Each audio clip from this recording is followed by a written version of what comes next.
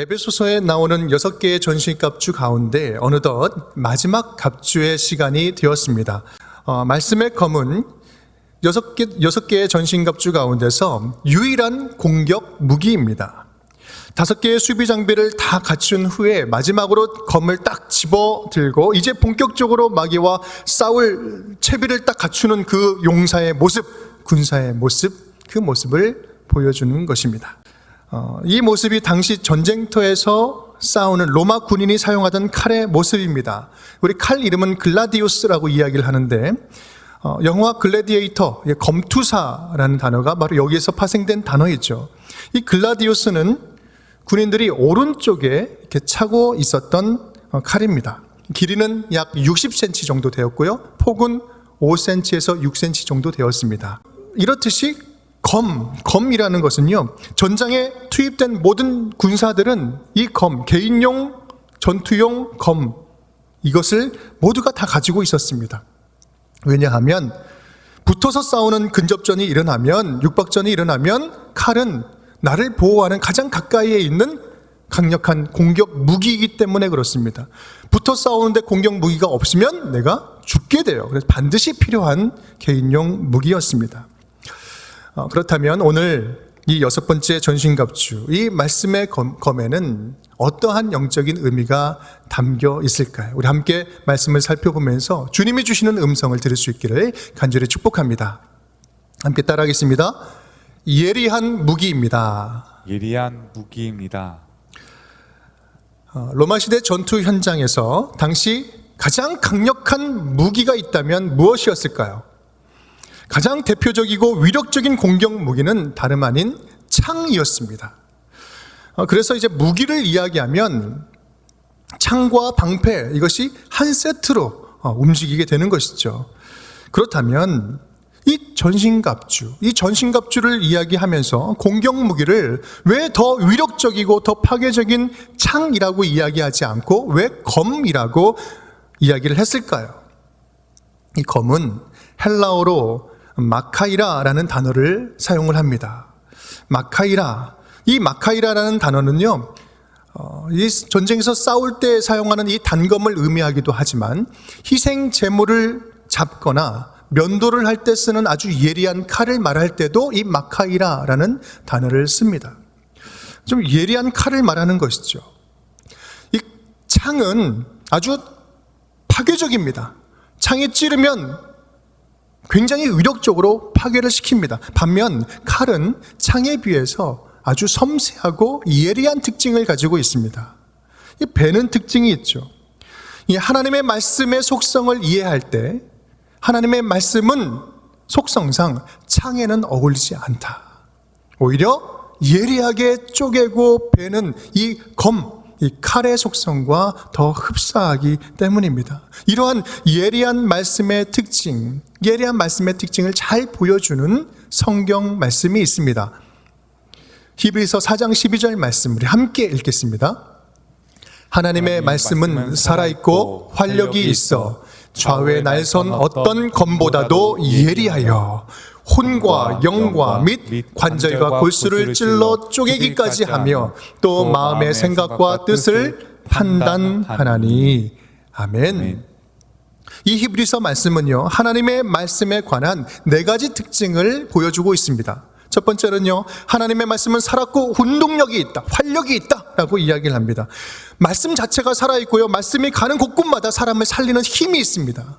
두 번째는 좌우에 날선 어떤 검보다도 예리하다.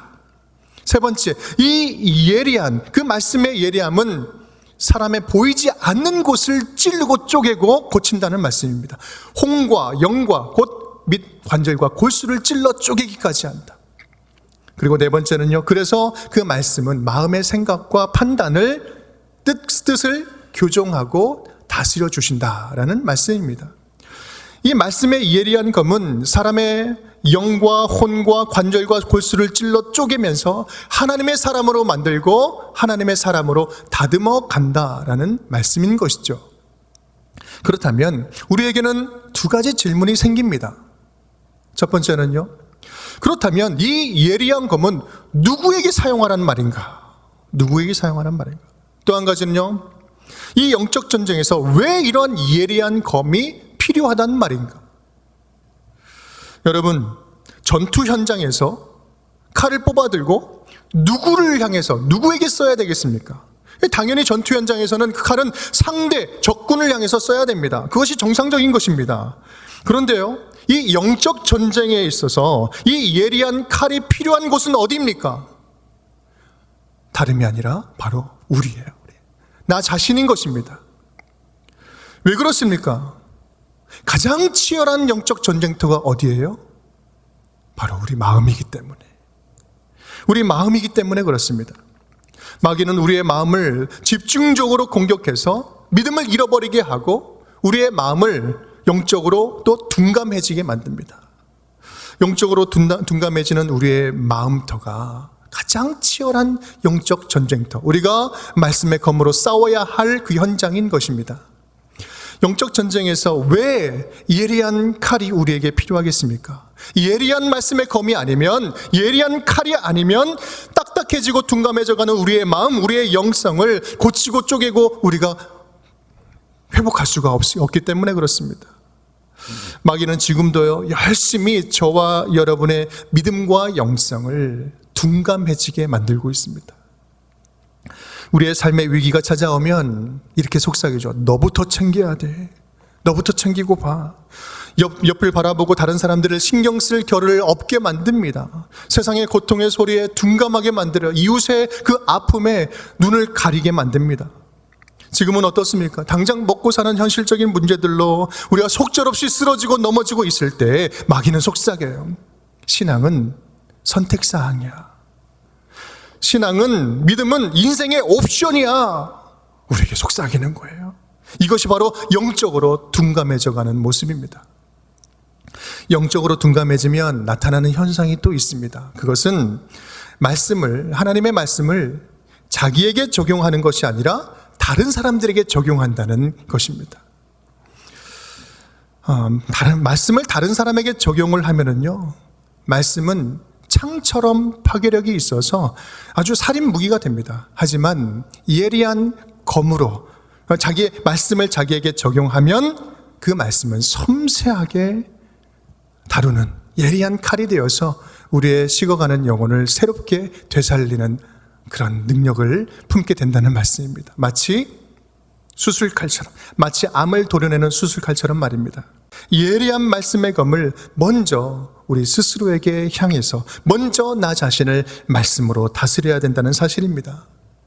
사랑하는 성도 여러분, 예리한 말씀의 검이 필요한 곳은 다른 곳이 아니라 저와 여러분입니다.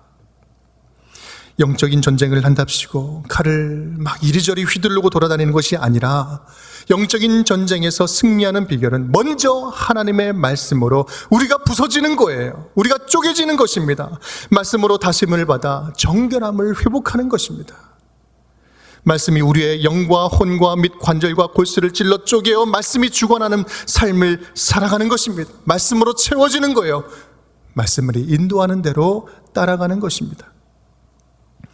우리 영적 전쟁터에서 우리에게 주신 가장 강력한 무기, 말씀의 검, 우리 말씀의 검을 따라서 주님 앞에 예리한 말씀의 검으로 다스림을 받아 주님의 풍성함을 누리는 주의 자녀로 살아가는 저와 여러분이 될 수 있기를 주님의 이름으로 축원드립니다. 따라하겠습니다.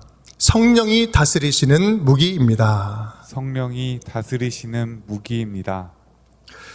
그렇다면 우리는 어떻게 말씀의 다스리심을 받으며 살아갈 수 있을까요? 본문을 다시 한번 읽어보겠습니다. 우리 17절 말씀. 성령의 검 곧 하나님의 말씀을 가지라. 아멘. 이 성령의 검에 와서는요, 지금까지 6가지의 전신갑주를 이야기하던 가운데 좀 특이한 운율이 파괴되는 모습이 나옵니다. 부연해서 설명하는 모습이 나오죠. 검은 검인데 어떤 검이다? 성령의 검이다. 이것은 하나님의 말씀이다 라고 설명을 하고 있습니다. 다른 부분에는 없는데 왜 이 부분에 있어서는 더욱더 설명을 하고 있을까요? 그것은 이 성령과 말씀, 이 말씀과 성령과의 관계를 조금 더 구체적으로 설명하는 의도가 들어 있습니다. 여러분, 성령 중심 이렇게 이야기하면 뭔가 막 뜨거운 감정이 일어나고 열정적인 모습을 상상하게 됩니다. 그런데 반면에 말씀 중심 이렇게 이야기하면 어떤 생각이 듭니까? 뭔가 깊이가 있고 진지한데 좀 역동성은 떨어져 보입니다. 그런 느낌이 있죠. 과연 성령과 말씀은 이렇게 상반된 특징을 가지고 있는 것일까? 또 어떠한 관계일까? 그 부분에 대해서 명확하게 설명을 해주고 있는 겁니다. 본문에서 성령의 검이라고 이야기할 때 이 성령의라는 이 소유격에는 세 가지 의미가 담겨져 있습니다. 성령이 근원이다. 두 번째는 성령이 소유자다. 그리고 성령이 저자다라는 거예요. 이 말은 성령님만이 하나님의 말씀을 열어주실 수 있다. 성령님만이 말씀을 이해하도록 도우신다. 성령님만이 우리가 말씀을 온전히 해석할 수 있도록 돕는 분이시다라는 사실입니다. 예수님은요, 제자들에게 이렇게 당부를 합니다. 마태복음 10장 19절 20절 말씀, 너희를 넘겨줄 때 어떻게 또는 무엇을 말할까 염려하지 말라. 그때 너희에게 할 말을 주시리니 말하는 이는 너희가 아니라 너희 속에서 말씀하시는 이 곧 누구라고요? 너희 아버지의 성령이시니라. 핍박당하는 상황이 올 때, 잡혀가는 상황이 올 때 무슨 말을 할까 미리 땡겨서 걱정하지 말아라. 그때 너희들이 할 말을 주시는 분이 있다. 누구요? 성령님이 주실 것이다. 말하는 것은 너희가 아니라 너희 속에서 역사하시는 성령이 하나님의 말씀을 담아주실 것이다 라는 것입니다. 하나님의 말씀은 성령님이 아니면 받을 수가 없습니다. 이해할 수가 없습니다. 하나님의 전신갑주 말씀의 검을 사용하려면 누구를 의지해야 됩니까? 성령님만을 의지해야 돼요. 절대적으로 의지해야 됩니다. 성령님의 도우심을 간절히 구하고 의지하고 기도할 때 말씀이 살아 역사하기 시작하는 거예요. 그래서 말씀만 봐도 안 되고요, 기도만 해도 안 됩니다. 이 말씀과 기도는 함께 가야 합니다. 하나님의 말씀이 교만한 자의 손에 들리면 어떤 일이 벌어집니까? 하나님의 생명의 말씀을 폭력적으로 사용해요. 말씀으로 사람을 살려내는 것이 아니라 말씀으로 사람을 비난하고 공격합니다. 우리 시편 46편 5절 말씀을 보면 내가 새벽에 너를 도우리라. 얼마나 하나님께서 은혜를 주시는 말씀입니까? 그런데 이 말씀 교만한 자가 들으면요, 하나님이 새벽에 도우시는데 아니 새벽 기도도 안 하고 잠이 오냐? 막 이렇게 비판하는 거예요. 원수도 내 몸과 같이 사랑하라. 주 예수님께서 주신 이 말씀을 붙잡고요, 교만한 사람이 사용을 하면 아니 예수님이 용서하라고 했는데 이것 하나 용서하지 못하냐고, 이거 하나 참아주지 못하고 기다리지 못하냐고 그렇게 쉽게 비난하고 비판을 합니다. 또 전형적인 해석의 오류가 창세기 1장에 나오고 있지 않습니까?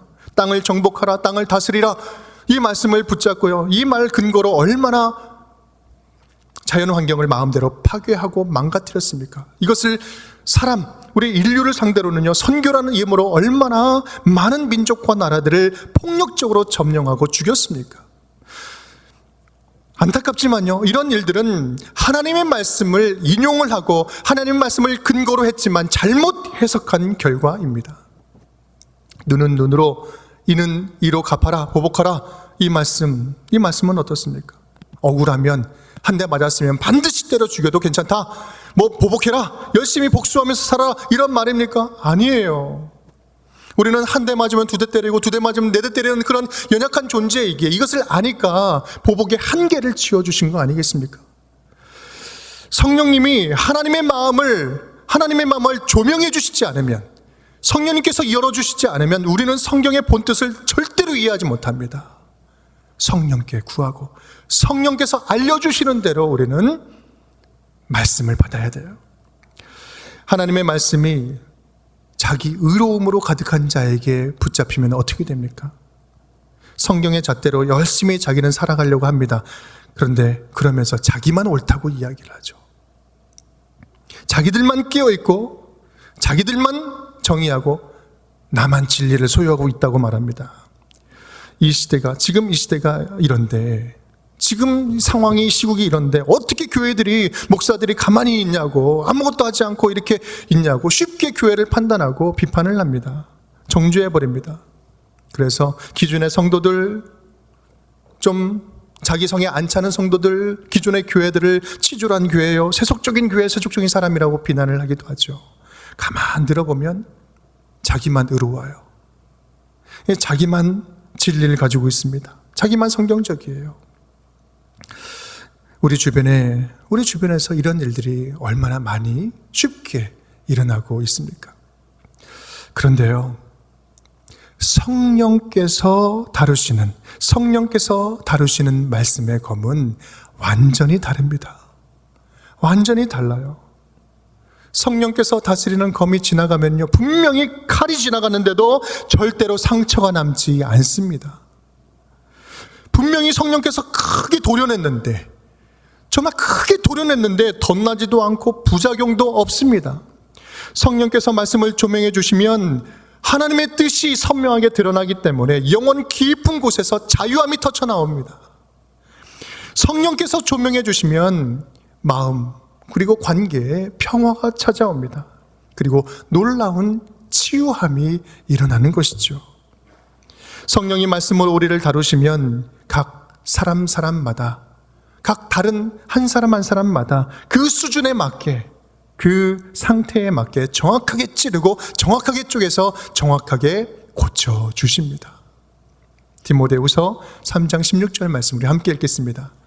모든 성경은 하나님의 감동으로 된 것으로 교훈과 책망과 바르게 함과 의로 교육하기에 유익하니. 아멘. 모든 성경은 하나님의 감동으로 된 것이다. 성령께서 주관하시고 인도하신다.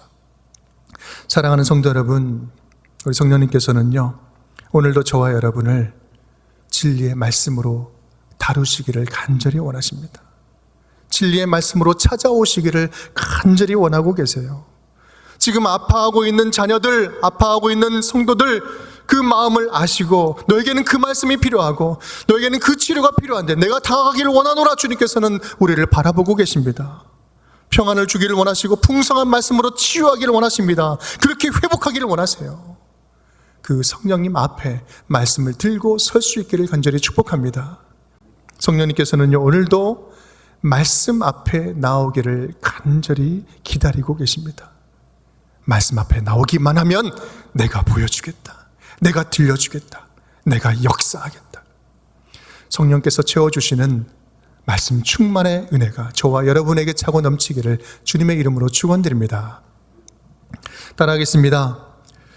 적극적으로 공격하는 무기입니다. 적극적으로 공격하는 무기입니다. 모든 전쟁은요, 이기기 위해서 싸웁니다. 어떤 싸움이나 전쟁도 지기 위해 싸우는 전쟁은 없어요. 비기기 위해서 싸우는 전쟁도 없습니다. 영적 전쟁도 마찬가지입니다. 마귀와의 전쟁에서 우리는 반드시 이겨야 합니다. 그런데 방어용 무기만 가지고 싸우면 어떻게 되겠어요? 절대 이길 수 없는 거예요. 상대가 자멸하지 않는 이상 우리는 이길 수 없어요. 아무리 수비력 좋은 축구팀 여러분 아시죠? 잘 막아내도 0점으로 막아냅니다. 그러면 잘 해봐야 0대0 비기는 거예요. 상대편이 자책골을 넣지 않는 이상. 이기려면 반드시 결정적인 한 방이 있어야 되고 결정적인 무기가 있어야 됩니다. 바로 그것이 말씀의 검인 것입니다.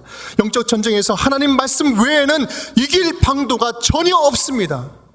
이길 방도가 없어요. 말씀의 검 외에는 우리에게 무기가 없어요.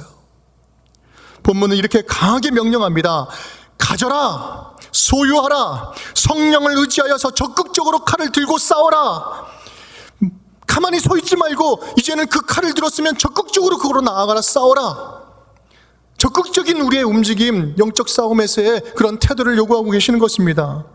우리는요, 매일 전쟁 중이에요. 어제도 전쟁이었고 오늘도 전쟁이고 내일도 전쟁을 치를 것입니다. 그래서 하나님의 말씀은 어제도 필요했고 오늘도 필요하고 내일도 필요할 것입니다. 매일 말씀을 소유하라, 가지라, 묵상하라, 매일 성령님께 구하라. 매일 그 말씀이 내게서 떠나지 말게 하라. 이것이 지금 오늘 말씀에 담겨져 있는 의미예요. 여호수아 1장 8절 말씀 함께 읽겠습니다. 이 율법책을 내 입에서 떠나지 말게 하며 주야로 그것을 묵상하여 그 안에 기록된 대로 다 지켜 행하라. 그리하면 내 길이 평탄하게 될 것이며 내가 형통하리라. 네가 갈 다른 길은 없다. 다른 방법도 없다. 단 하나의 방법이 있다면 그것은 내 입에서 말씀이 떠나지 않게 해라. 하나님과 동행하는 길, 그 길만이 너가 걸어가야 할 길이다. 시편 119편 11절 말씀은 이렇게 이야기합니다. 내가 주께 범죄하지 아니하려 하여 주의 말씀을 내 마음에 두었나이다. 내가 범죄하지 않으려고 주의 말씀을 내 마음에 두었습니다. 간절함이 담겨져 있는 것이죠. 그만큼 자기는 연약하다는 것입니다. 그만큼 말씀이 필요하다는 것이죠. 이 말은 내가 범죄하지 아니하려고 내가 말씀을 붙잡으니 주여 말씀이 나를 인도하여 주시옵소서. 잘 보십시오. 내가 말씀을 붙잡습니다. 내가 말씀을 간절하게 붙잡습니다. 그 붙잡을 때에 주님은 그 말씀으로 나를 더 세게 붙잡아 주신다는 사실입니다. 누가 붙잡는 거예요? 주님께서 붙잡아 주시는 거예요. 여러분, 눈에 보이지는 않지만 지금 치열한 영적인 전쟁터입니다. 영적으로 전쟁 중입니다. 전투 현장에서는요, 자기 칼이 있어야 돼요. 자기 칼이 있어야 돼요. 적군이 몰려온다고 잠깐 칼 빌려달라고 계속해서 빌려다닐 수 있는 것이 아닙니다. 그리고 잘 드는 칼 든 그 사람 뒤에 숨어서 언제나 그냥 의존적으로 목숨을 구걸할 수 있는 일이 아니에요. 말씀의 검도 마찬가지입니다. 필요할 때마다 빌려 쓸 수 있는 것이 아니에요. 여러분 스스로가 말씀으로 무장돼야 됩니다. 레마의 말씀으로 충만해야 됩니다. 하나님의 로고스의 말씀으로 충만하여 그것이 레마의 말씀으로 드러날 때에 우리는 영적 전쟁터에서 유일하게 승리할 수 있는 비결이 되는 것입니다. 방법은 간단합니다. 우리는 영적으로 무장돼야 되죠. 예리한 말씀의 검으로 무장돼야 됩니다. 여러분, 무장할 수 있기를 바랍니다. 말씀이 여러분의 생명처럼 여러분의 생명을 가장 중심에서 지켜낼 수 있기를 간절히 바랍니다. 여러분, 방법을 모르겠습니까? 방법은 너무나 쉽습니다. 간단합니다. 아니, 이미 여러분 다 알고 계십니다. 얼마든지 지금 시작할 수 있습니다. 그것을 여러분 더 잘 알고 계시지 않습니까? 말씀으로 무장하는 것은 우리 몰라서가 아니라 우리가 결단하지 못해서입니다. 매일매일 말씀으로 무장합시다. 그리고 말씀으로 무장하기를 결단할 수 있기를 간절히 바랍니다. 여러분, 새벽에 좀 일찍 일어나세요. 새벽을 깨우시고 말씀으로 무장될 수 있기를 바랍니다. 새벽에 교회까지 오지 않으셔도 괜찮습니다. 2가지만 하면 돼요. 새벽에 일어나는 것. 2번째는 우리 휴대폰에 배터리가 떨어지지 않는 것. 그러면 누구든지 다 새벽기도 할 수 있습니다.